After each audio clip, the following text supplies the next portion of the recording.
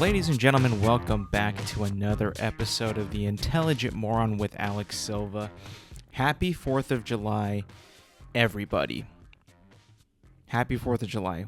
My favorite holiday of the year is here, and it is my pleasure to put out the podcast, the newest episode of the podcast, on my favorite day of the year. Wow. The stars have aligned, and I have actually gotten the opportunity to put out a podcast on the 4th of July. How about that? I'm a happy camper. I'm a happy person right now. I'm as happy as I've ever been this entire week. This is quite the day.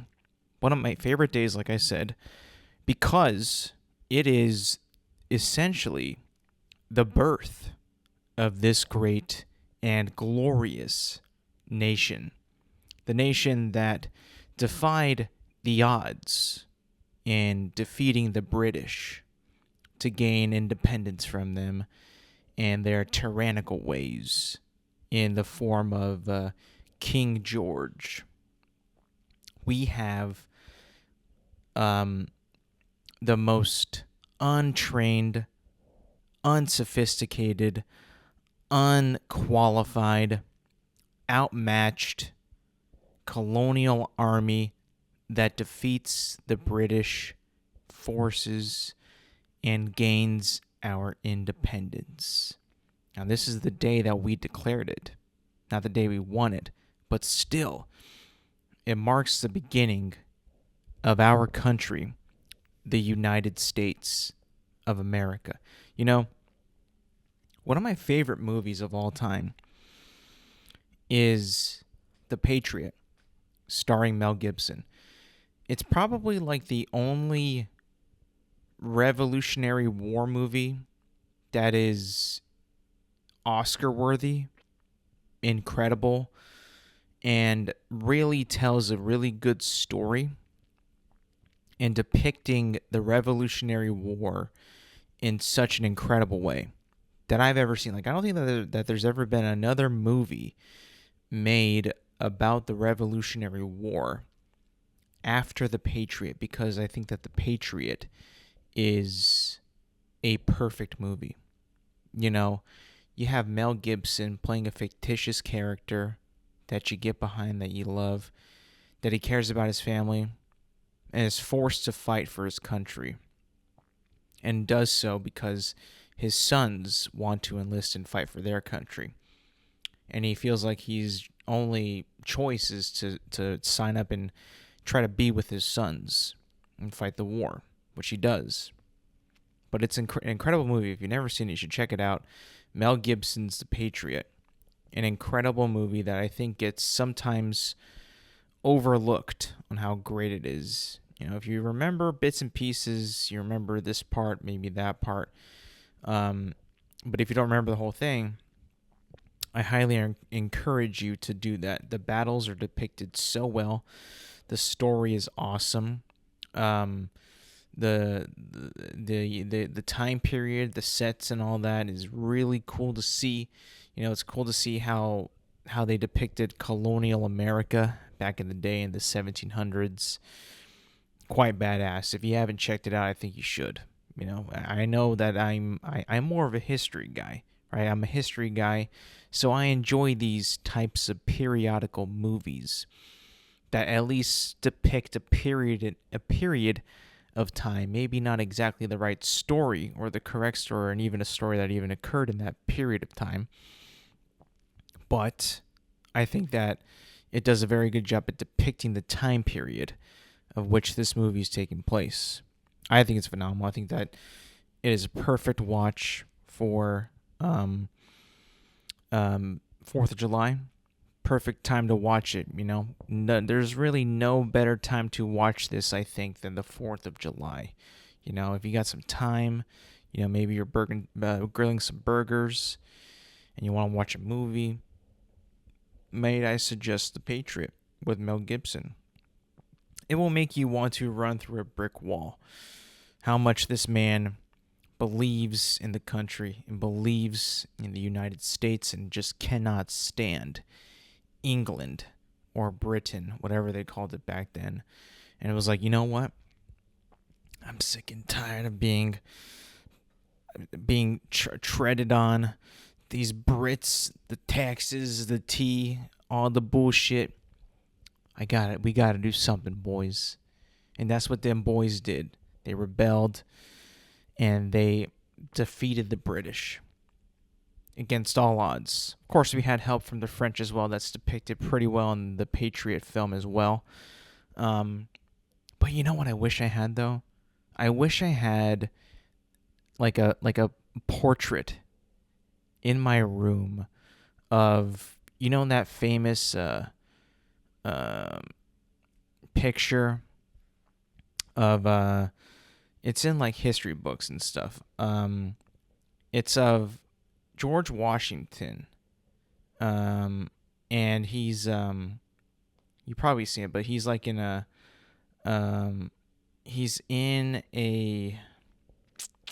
a boat and he's crossing the Delaware River, and he looks all heroic and shit with his boys as his colonial army crossing the Delaware River and looking badass. I wish I had that in my room. Like, I would own that and display that and be like, that's why we're here. That right there is why we're here. I wouldn't be like bow down to it, but I would be like, yo, this right here, looking up at it, just be like, this is all that matters. This is when the boys were like, you know what? Enough's enough. You know, where the boys got to get shit done, and we're about to do it. And you know what? That movie, The Patriot, directed by Roland Emmerich, possibly, I would say, his second best movie. His best movie that also reflects around American independence and independence in general would be Independence Day, which I've already seen now twice in the past like 5 days. Independence Day, you know, I've watched those films side by side, and it feels like Roland Emmerich made an American Revolutionary War movie, but instead of the American Revolution backdrop, he made it where aliens from another world were going to take over the earth, and they had to fight and rebel the aliens. In a way, he kind of made it. If you listen if you watch the movie and you hear the theme, they kind of have like bits and pieces where like the theme is like being played by like a solo flutist, and you're like, that kind of sounds like it could be like a Revolutionary War type of, you know, little tune there. It's not, but it kind of sounds like it. I do always, you know, whenever I watch that movie, I'm like, Roland Emmerich made a American Revolution movie, but with aliens in modern day when it was made. But that movie, you know, Independence Day, is, in my opinion, a perfect film. I can't think of a movie that not only has great characters, great performances, great action, great suspense, great story, a story that makes you feel amazing about who you are, where you come from, what you've been through, and what you can achieve, and how many people can come together and reach their common goal. In this case is repelling this alien scum from enslaving and destroying humanity by uniting all together to defeat the alien bastards that try to kill us in this movie. I mean, I can't think of, like, you know, how many times I've seen this movie and how many times that I feel jolted and inspired and wanting to actually suit up with these boys, get in those F-18s and attack those alien bastards head on. Like, good Lord. It is a movie that just drives my adrenaline. I'm just like, oh my God, I can't believe this. And you know what? Pretty like realistic of a movie, if I may add. Not in really the terms of the alien technology or how our fighters would compete against the alien technology, but like there is parts in this movie, where they are like, the president's with his secretary and all these members of Congress and the government are meeting together. And they're like, what do we do? What are we supposed to do? What do we tell the public? And the president, pretty like quickly was like, we need to send out an emergency alert now, tell people to evacuate now, and tell people to, that try not to fear, as much as you can. I know I'm telling you to evacuate, but please do it in the safest manner possible. Now, I look at it today and look at how messed up the government is now, and letting us know about information and stuff like that. How information, one person's information is a strength to him, is a weakness to others.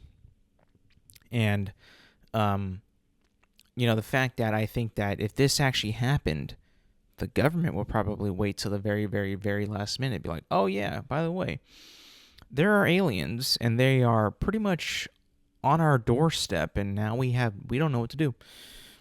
I can see that happening. I don't see them, putting out an emergency notice that quickly. Give me a break. Also, one of the characters in the movie, he's the Secretary of Defense. It was pretty crazy after rewatching. I remember this, but like, kind of bringing it up on the show. If you haven't noticed in the movie, that character is a Secretary of Defense, right? And he knows that the aliens existed. He knows that Area 51 is a real place. Meanwhile, the president didn't know. And then in the movie, the president's like, wait a minute, you knew about this? How come nobody told me this? And he responded with plausible deniability, which is a, very, very, very political way of like not giving you information. It's like so messed up that this dude, if we really think about it, is the actual criminal in the entire movie, because he knew about the aliens. He knew that there was a spaceship. He knew that he probably knew even more than what was explained in the movie, but the guy knew about all this.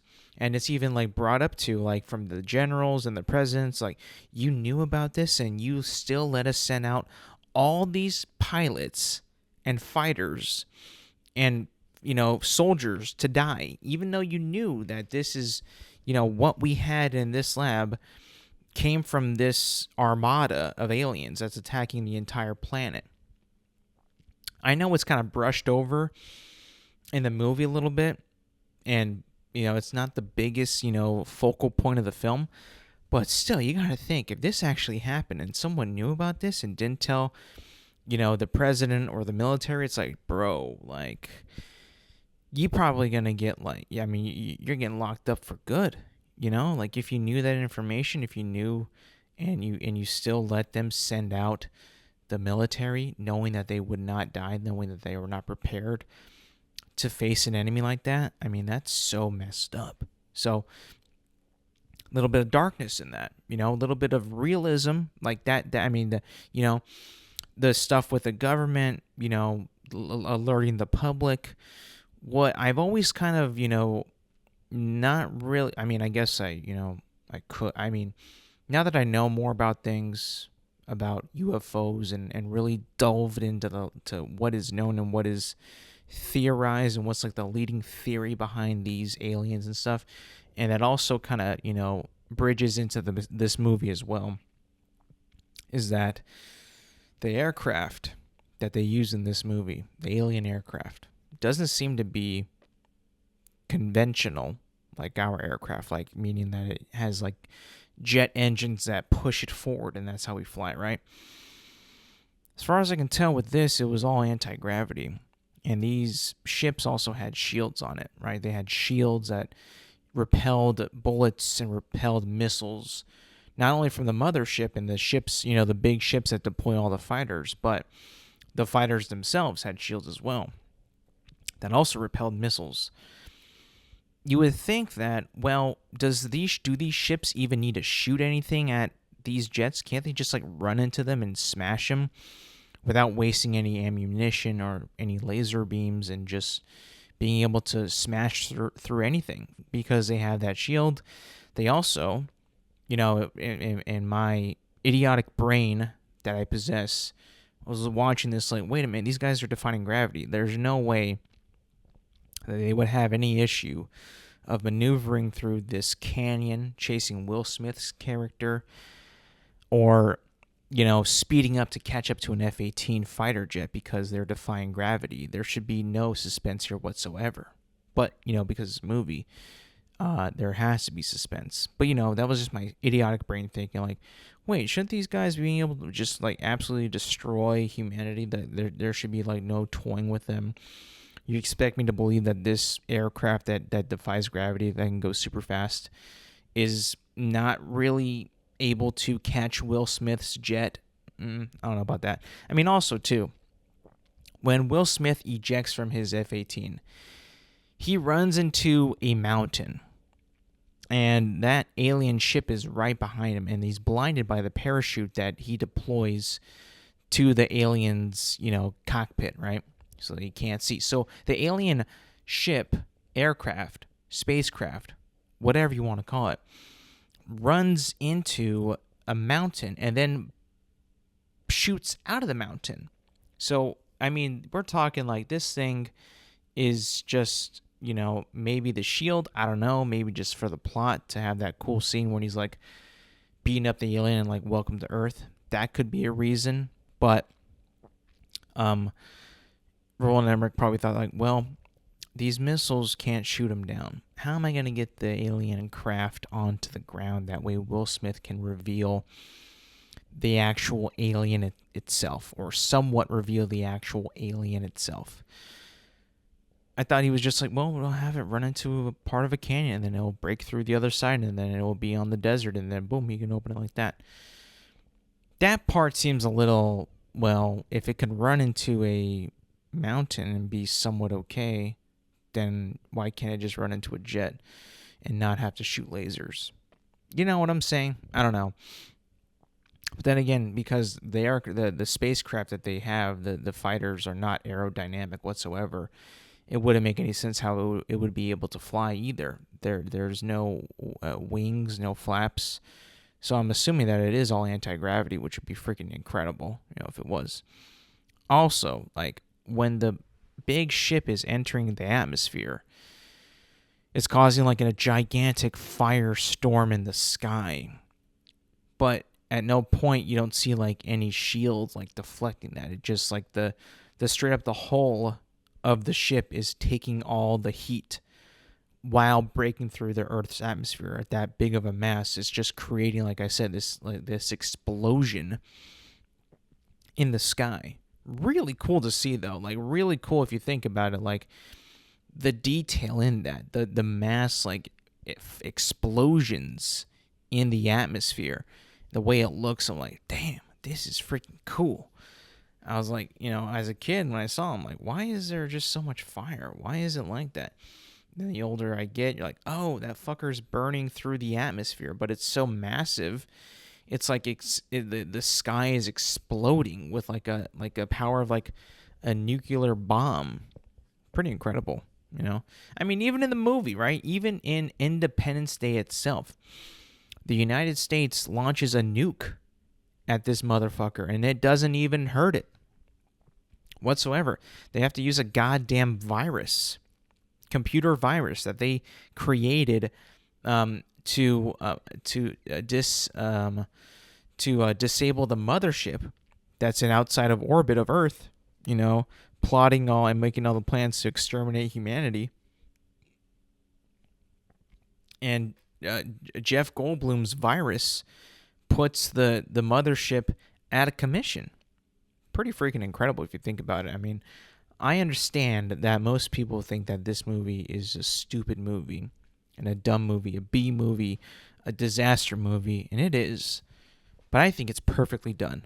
If you really go back and watch it and look at all the shit that comes out today, that's not that great. That's actually kind of embarrassing. Like, this movie is actually really good. I know it takes itself too serious sometimes, but hey, you know, when you're talking about a movie about an alien invasion, you know, and Will Smith is the hero, I mean, you gotta kind of go a little crazy about it, right? I mean, I still think that movie is just a good time, and nonetheless, it truly is. I mean, I watch it, I see it, and I'm like, you know what? Like, I think that there is no movie that might be as perfect of a fun time as Independence Day. I mean, Jurassic Park is perfect. Jaws is perfect. The Lord of the Rings, The Return of the King is perfect. But they're not as fun as Independence Day is. You probably can never compare the perfectness and the ratio to having fun than with Independence Day. You know, I encourage you all tonight, today, whenever, to watch Independence Day, preferably today, because today is the 4th of July, and we kind of need that. You know, we need some fun, and we need to see us ball the fuck out. Ball out. Like, humanity just ball out and succeed. And no better movie does that than Independence Day, where humanity truly balls the fuck out. You know, you have that LeBron James fourth quarter when he was on the Miami Heat stare, and that is humanity.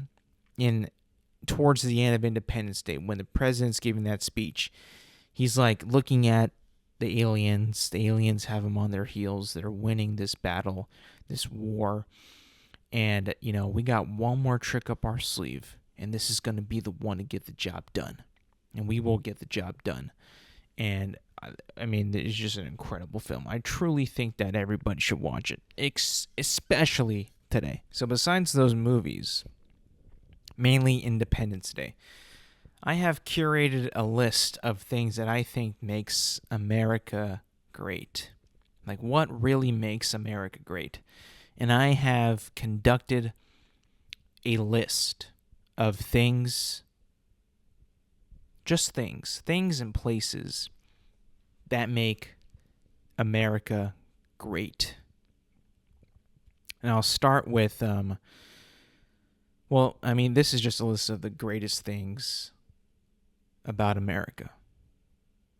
They probably weren't even created here. They probably were created somewhere else or have a different place of origin.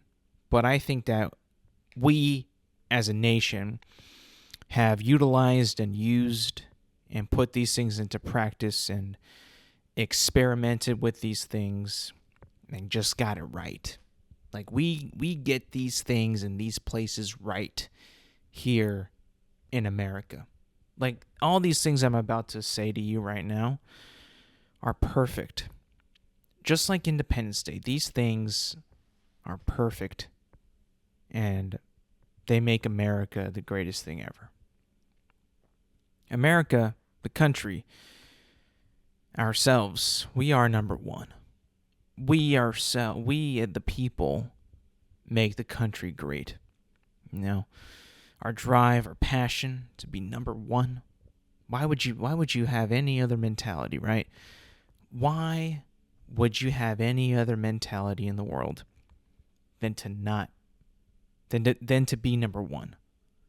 Why would you not even want to think about being number one? So that's one of the greatest things right there. The American mentality. Being number one. Being the one.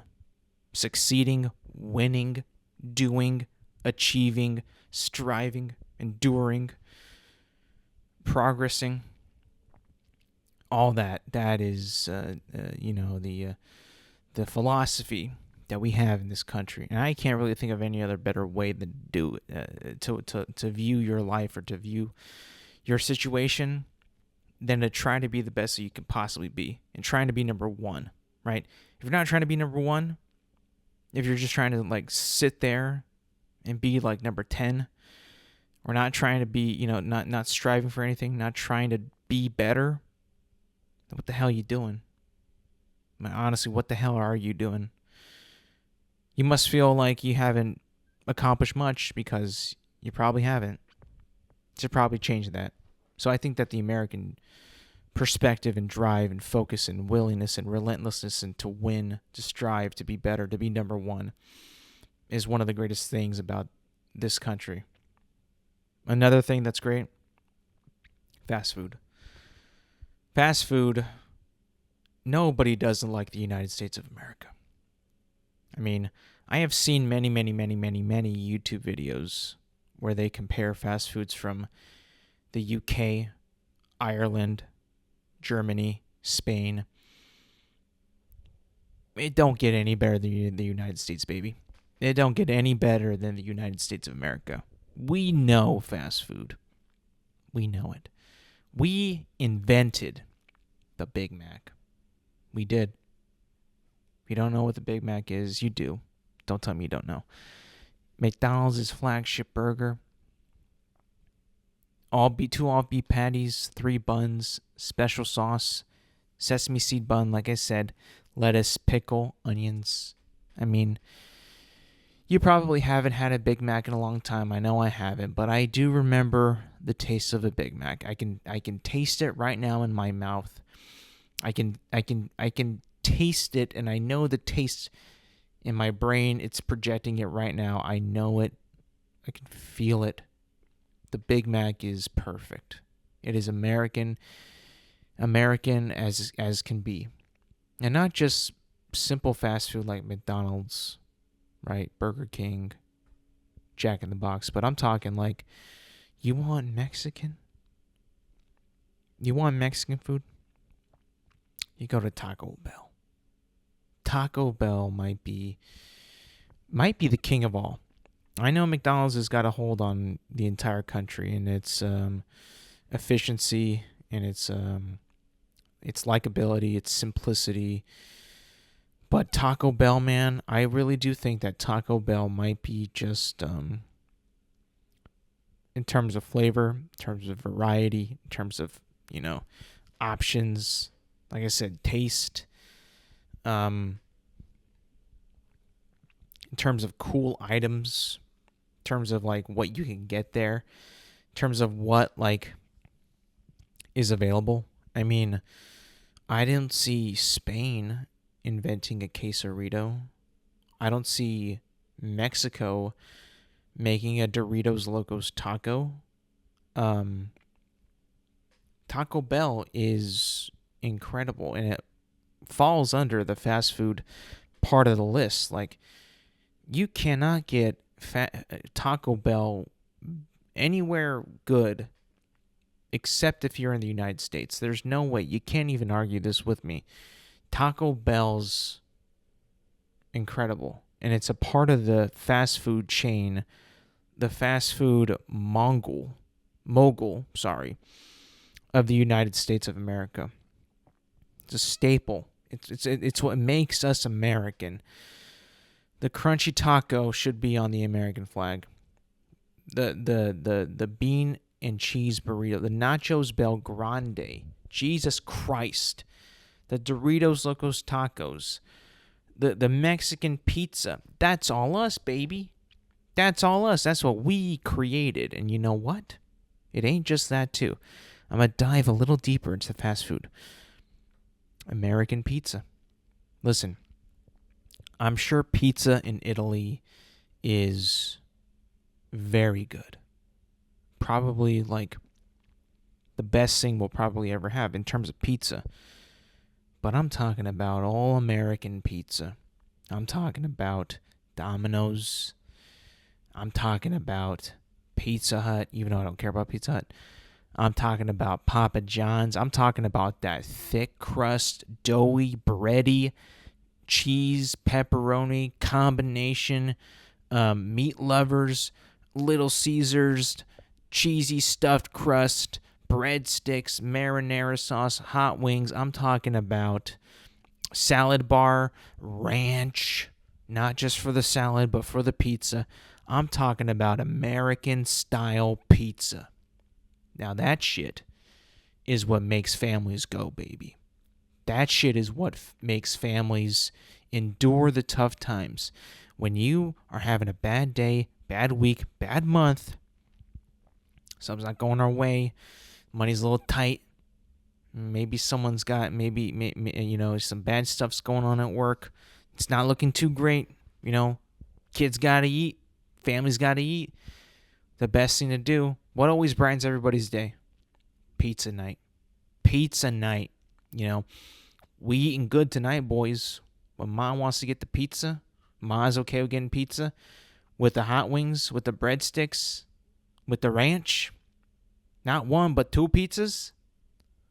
That's a good night. That's a good night. That's a good meal. That's a good night, everybody. That's when you drop the mic as a family, as a unit. That pizza night, man. That is American as it can get. And it ain't even a goddamn American food. It's Italian, but we made it better. Domino's can give you like coupons on the app where you can get 3 medium pizzas for like $5 each, right? Only in America, baby. Only in America. And Domino's, by the way, has some good pie. I ain't gonna lie. Like, Domino's has got some real good pies. I think that, obviously that there's other places out there that I think that make better pizzas. But in terms of the American pizza chain, American pizza, Domino's has got to be the one and only in terms of like great quality, taste, price, sides, overall satisfaction. Through the roof, baby. Through the roof. Like I said, there's nothing better than pizza night in America. Everyone's just happier during pizza night. Pizza night, pizza in general, is something that Americans love. It's plentiful, it's filling, carb heavy, cheesy, saucy, melty, delicious, fantastic, unbelievable. Next on my list, holidays. Including this one, including today, the 4th of July. What do? Barbecue, fireworks. It's incredible. Watch Independence Day. Incredible day. But not only that, ladies and gentlemen, but we have incredible holidays from beginning to end. Beginning of the month, of the year to the end. Martin Luther King Day, President's Day, Lincoln's Day, Columbus Day, Easter, St. Patrick's Day, Memorial Day, 4th of July, Halloween, Veterans Day, Labor Day, Thanksgiving, Christmas. The list goes on and on and on, right? We have the best holidays out there. We have holidays every month. Days off from work, days off that you can cherish with your family, that make you feel good about yourself. Come on. I don't see that. I don't see Canada or Europe having this many cool holidays that we all can get behind and enjoy. Come on, Jesus Christ. I think that holidays are done best in America. Let me just tell you that. Moving on. Driving on the right side of the road. I have seen movies, I've seen videos, I've seen people drive in Europe on the left side of the road. And let me just tell you this. Driving on the right side of the road, everywhere in this glorious land, this glorious country, 2,000 miles across, however many miles north and south, we all drive on the right side of the road. And you know what? That is just right. Like, that is just right. That is correct. That is objectively right. I don't think that anyone I don't think anyone should be driving on the left side of the road, but they do in Europe. I don't know why. The majority of people are right-handed. Why would anybody decide, oh, let's drive on the left side? That is just dumb. I don't understand that whatsoever. Driving on the right side of the road is probably one of the most important decisions that we've ever made as a country. Like, it is just right. The way you think about it, right? How are we going to move forward? I think about it all the time. I even do this like in the mall or like a crowded area. Like, I'm on the right side, you get on the left side, or you're right. That's just how it works. We don't need this anarchy shit while you're walking and you're walking on the right side, on my side, where I should be walking forward. Like, what are you, in Europe? What are we doing? Stick to the right lane. Like, driving on the right side of the road is what makes this country tick. I think that driving on the right side of the road is for winners and not for lazy bums. Driving on the right side of the road is for people who are correct and people that don't need a siesta in the middle of the day. I mean, Jesus Christ. It's unbelievable. Moving on. Apple pie. An incredible thing. An incredible invention in America. Now, I've been a big apple pie fan my entire life. I know that people get mad when I say this, that apple pie is the best pie, but truly, guys, it is the best pie. It really is. It was like the one pie that could unite a country. Apple pie. That could unite a dinner table. Apple pie. That could ignite or unite any gathering. It's apple pie. And not only is it the most appealing looking pie, I mean, apple pie just looks amazing. It looks perfect. It looks warm. It looks delicious. It looks filling. You want to take a bite out of it. Some people fuck them, but it's a dessert that requires your full attention. When you see that on the table, or when you see that on the dessert table, you're always like, man, I gotta get some of that. I gotta get some of that. That's calling my name. That is what I am.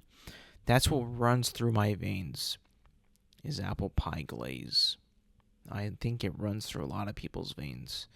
Not because we consume it, but it's not about consumption really with that statement. It's about the feeling. Like, I am so American that apple pie glaze is running through my entire body.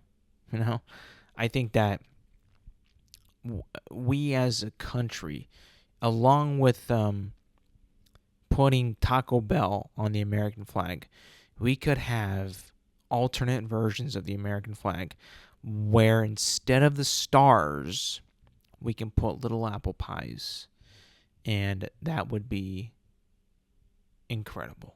It would probably get a lot of people mad, but if you really truly believe in this country, the morals of this country, you would, I think, be able to understand why we do that. Maybe we wouldn't do it so quickly, maybe over time, but at little 50 apple pies on the flag, my God, it would be such a... They should still sell like maybe some alternate versions of like really patriotic ones where they have 50 apple pies in replacement of the stars. Wouldn't that be awesome?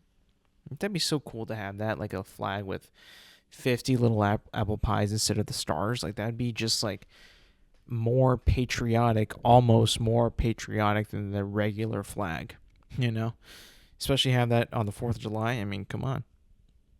We're all thinking it, We're all going to eat some apple pie. We all love apple pie. Why not, for fun, put it on the flag? It's just an idea. Moving on. Flat screen TVs.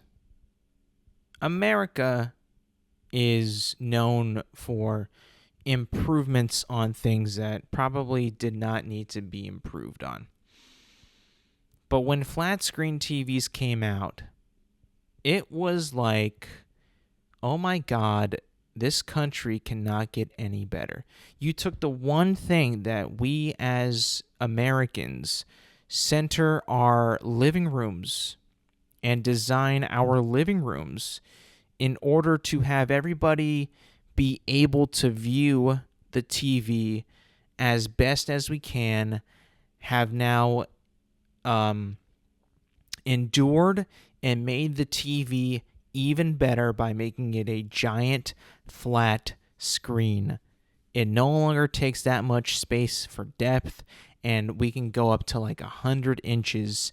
The flat screen TV is one of the greatest American inventions and is now a staple in about, I would say, like 99% of homes in America. The flat screen TV. I have one. You have one. I have one in multiple rooms.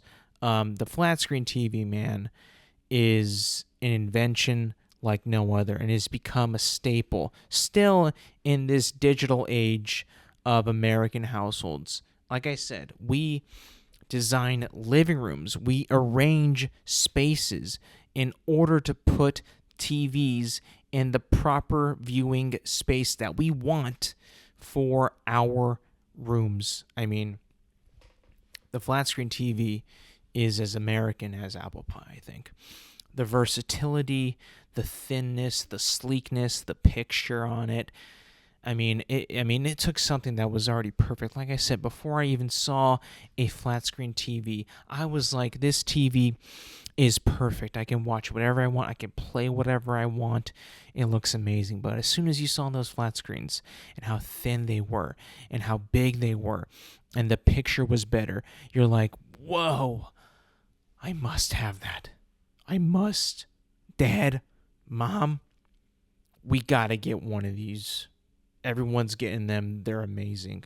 So yeah, flat screen TVs, something that makes America great. Moving on.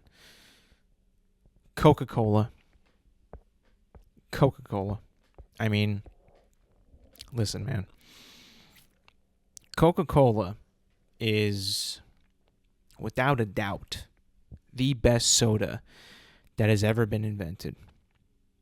It ain't Pepsi. It ain't fucking Dr. Pepper. It ain't even Sprite. It's not root beer. It ain't Mr. Pibb. It's Coca-Cola. That is what is so definable about American culture. Coca-Cola. You could probably talk to, many, many people from other countries, and probably they couldn't understand a word that you're saying. But you could probably say Coca-Cola, and they would know that you're American by the way that you say it, because it is the definitive soda of this country. And let's be honest, not only is it definitive, like, of America, but it's the best soda. It is the best tasting, the most refreshing, the most bubbly, the most burning sensation of your throat that you could ever want. Coca-Cola is the best and the most definable soda of the United States of America. Trust me on that. I really do think that it is. And honestly, you think that they have soda like they do in the States, in Europe? Ain't no fucking way they have soda as good as it is here in Europe or Canada. Come on.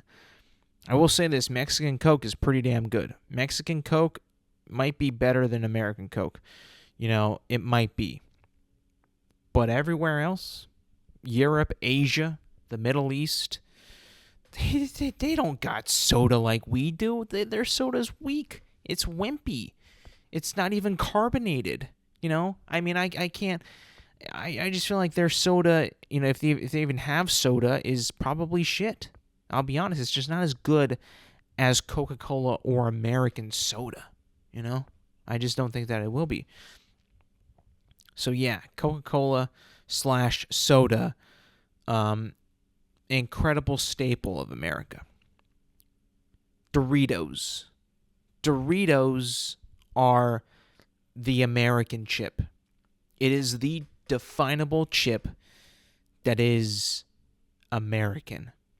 A tortilla chip with cheesy dust. I mean, with nacho cheese dust on it. I mean, that was, to me, at least when I was growing up, the first chip that I ever had where it had seasoning on it. Straight up nacho cheese dust on the chip. Frito-Lay was like, people like dipping corn tortilla chips in cheese. Nachos. That was what we like. And then Frito-Lay and Doritos were like, what if we eliminate the cheesy sauce and put it on the chip in the bag? I bet you people were like, no fucking way would that work. But you know what? It took an American to make this happen. And they did. And the most successful chip in the United States, probably even the world, is Doritos. Nacho cheese Doritos. That's as American as it probably gets, ladies and gentlemen. I mean, I love the Cool Ranch. I like the spicy nacho.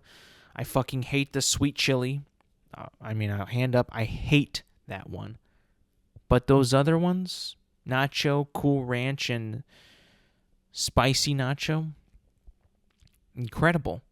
And a staple to America. You cannot have like a gathering or watch football or watch a game without having Doritos on the table. Without having Doritos at the snack aisle or at the snack table at your party. I mean, it is needed to have a good time, I think. To have a party, you need Doritos. Moving on. Rice Krispies. I don't think that there is a snack,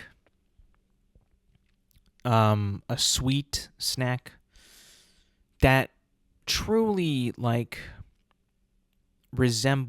represents America than Rice Krispies. I mean, that is as American as it gets there when it comes to sweet snack. Sure, there's gummy snacks, fruit snacks, crackers, but I mean, a Rice Krispie is rice with marshmallow. I mean, it is, with tons of sugar, delicious, not great for you, but still amazing, and so simple, yet so good. That's kind of like the motto of our country. So simple, yet so good. I don't think that there's any snack that even comes close as American as Rice Krispies are. I mean, it is just, the packaging, you already know the little characters that they have on the package. You know who they are, snap, crackle, and pop. I mean, truly is like one of the American staples when it comes to snack food that is unrecognizable and undoubtedly American, that when anybody sees it, like, oh, that's American. That's totally American. I'm pretty sure no other country in the world has a snack that's as comparable to that as Rice Krispie is to America. Like, there's no way that they have that anywhere else. Bottled water is next. Bottled water. Why bottled water? Well, we live in a country where we, as a society, as a country, are not the healthiest. I will admit that. We're not the healthiest nation. We have the most obese people in the world living in the United States.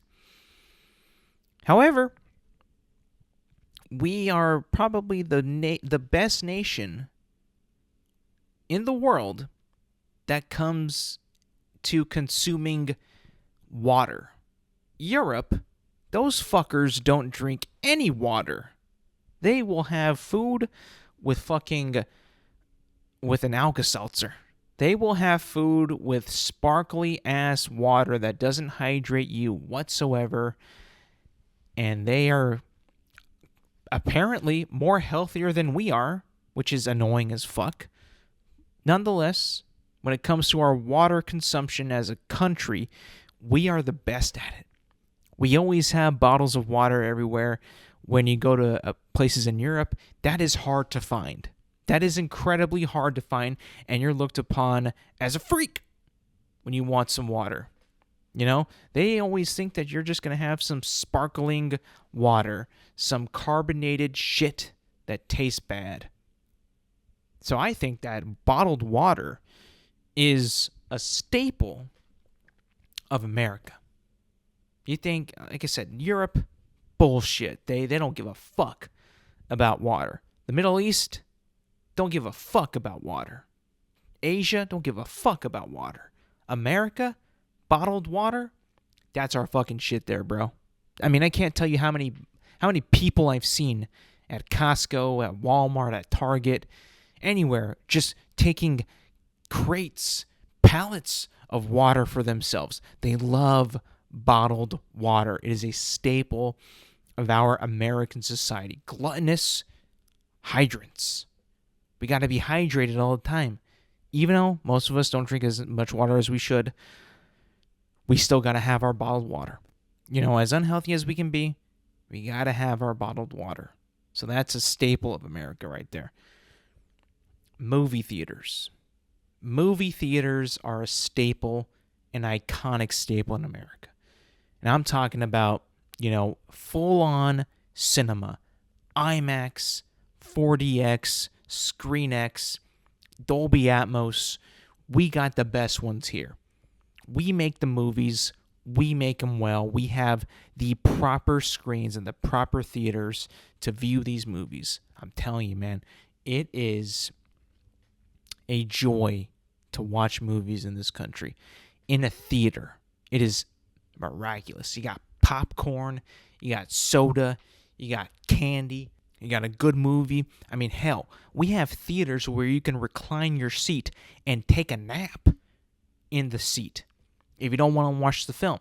I mean, we have it all. We got seats with tables, like I said, reclining seats, massaging seats. You can now drink alcohol in the theaters. I mean, movie theaters are as American as it gets, man.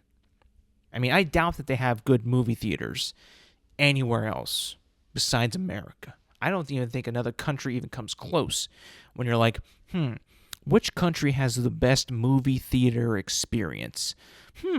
I would say, Belarus? Bullshit. No one thinks that. Oh, how about Estonia? I think that they have... No. Bullshit. What about England? No, don't even get me started about England. Come on. They still watch theater, plays and shit, you know? Not here. We watch movies. I mean, there's still theaters like Broadway and shit, but like, come on. American movie theaters are where it's at. That's where you go watch a film. You know, that's where you're going to get the true film cinematic experience is in American movie theaters. So we kill it at that shit. National parks. National parks make America great. I'll tell you why. We have conquered a lot of this great country. We have conquered as a species conquered a lot of it. And what I mean by conquer is we've taken out a lot of the wildlife that used to be where we live. Now we live there. But in the way of doing that, we decided, you know what, there's got to be some places around where we can let the wild be wild. And we can keep it there, and people can go and pay a fee to go see that wilderness and enjoy it for what it is. That way, it's kind of an escape. We can still kind of have our humanity when it comes to, you know, nature and our connection to nature and to the planet and to the animals and the plants, but also be able to go back to our daily lives and do our jobs and work, provide for our families, and all that stuff. And that is national parks, where we are able to go and see rivers, mountains, waterfalls, plains, animals, bugs, birds, you know, trees, you know, geysers, volcanoes, snow, grass, water, whatever, and go view it all and have a great time gazing at nature with a pay of a fee. That's how you do it, baby. That's how you do it. Go camping. Go on a hike. Go rafting. Go climb a mountain. Half Dome, Mount Whitney. Go climb Yellowstone. I don't know, all that shit. I mean, I follow national parks on X, and I see all the beauty, the glory, the little picture of a squirrel, the little picture of like a eagle, the picture of a bear, a deer, an elk, all that shit. And it's like, damn, that shit's fucking cool as fuck. Where is that at? Oh, that's in Yellowstone, or that's in Yosemite. That's fucking badass. That's a national park there, baby. And that also makes America great. Moving on. Gyms. GYM. The gym. Working out. Fitness. Lifting weights. Going on the treadmill. Resistance training. Classes. Zumba. Yoga. Push-ups. Sit-ups. You name it. The gym. Flat out fitness. They don't got that in other countries like we got that here. I've seen Europeans. They're skinny as fuck. Think they have the nutrition or the drive to go to a gym and work out and better their bodies like they do in America? I mean, shit, bro. There are countries like Spain and I think Portugal that have siestas where they just fucking go take a nap in the middle of the day. You they don't have gyms there. Come on. I mean, and if they do, it's probably like some little hut that has like one treadmill and a couple weights because, everyone's so fucking skinny there, but no one fucking works out. They're all malnourished, unfit people. And what do you get in America? You get a bit of both. You get fit people, you get obese people, and us fit people like to go to the gym.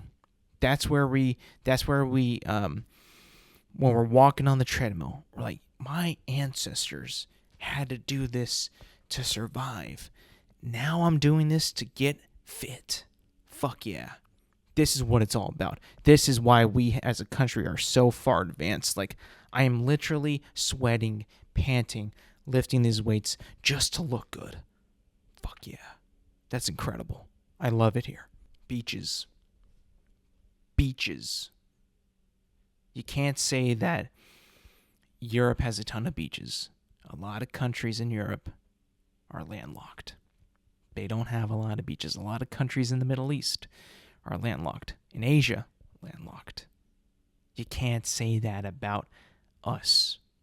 We are one country surrounded by beaches. Pacific, Atlantic, Gulf of Mexico. I mean, we got beaches everywhere. We got beaches in Los Angeles, South Florida, all these places, and beaches are kind of like national parks, right? Incredible places to visit. Just absolutely incredible. So beaches. And then last but not least, football. American football. You guys know I love football, and the new NFL season is beginning to ramp up. It's not even really that close, about 2 more months, but I can already feel it in my bones. We are on the cusp of the greatest NFL season in modern history right now. Football, me against you, my team versus your team, classic sports, right? But football is like a strategic battle and almost like a war. It's almost like simulated war, which does nothing but get Americans' hearts pumping when we watch it. American football might be the most American thing on this list, but I love it so much. I know a lot of Americans do. Last thing before I get out of here, I just want to talk about a couple things in sports. First of all, Bronny James, drafted by the Lakers. Could not believe what I saw. I did not think that this guy would get drafted because he's not a good player. But who is running the Lakers right now at this moment? It's LeBron James. LeBron James also signed a 3-year extension to stay with the Los Angeles Lakers, and now Bronny James, his son, LeBron's son, has signed a 4-year rookie deal to be a part of the Lakers. Now, I'm pretty sure that LeBron James was holding the Lakers hostage. Is like, well, if y'all want me to stay, you better draft my son. If not, I'm out of here. They're like, yes, Lord LeBron, we will draft your son. They drafted him, and then look at it. I mean, like, I don't think the guy's even going to play on the Los Angeles Lakers in his first year. I mean, there's already reports of him he's like going to be heavily in the G League. So what do? Just draft him 55 overall to go to the G League straight away? Like, okay, sure, whatever. Last thing I want to talk about before I truly get out of here is the United States men's national soccer team has been eliminated from the Copa America with losing to Uruguay. We lost to Uruguay. And we're now eliminated from the Copa America. We're supposed to be hosting the World Cup in 2 years, and we can't even beat Uruguay. We couldn't even beat Panama. We lost to Panama. Yeah, I mean, I'm a big United States men's national team soccer fan, but I think that there's something incredibly wrong with this team. I think it might be the coaching, but it also could be the players that just don't really have it in them to play well enough to win these games. There's immaturity. There's zero discipline, it seems like, at some points. But I also think that, ultimately it might fall under the coach. That the coach doesn't really know how to coach these players or implement good ideas or, pick the right players to represent the United States. And it's showing so hard. I always thought that we had a good team for like the past 3 years, at least with Christian Pulisic. But recently, the way we've been playing is just not good enough.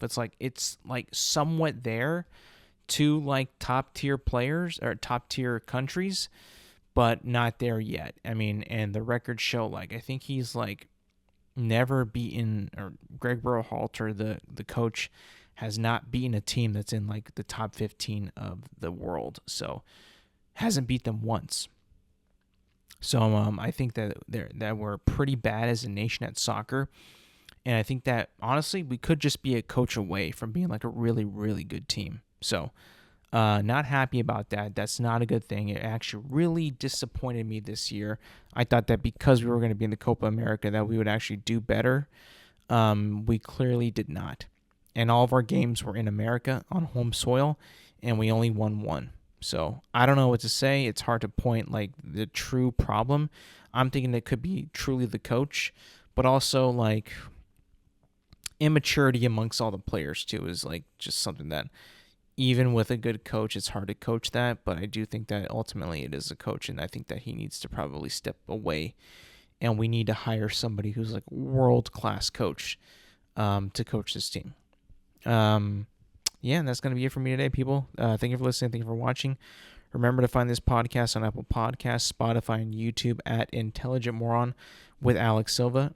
New episodes drop every Thursday morning. Make sure to like, subscribe, rate, review, and do all that good stuff. And yeah, thank you for listening. Thank you for watching. And I will see you guys next week.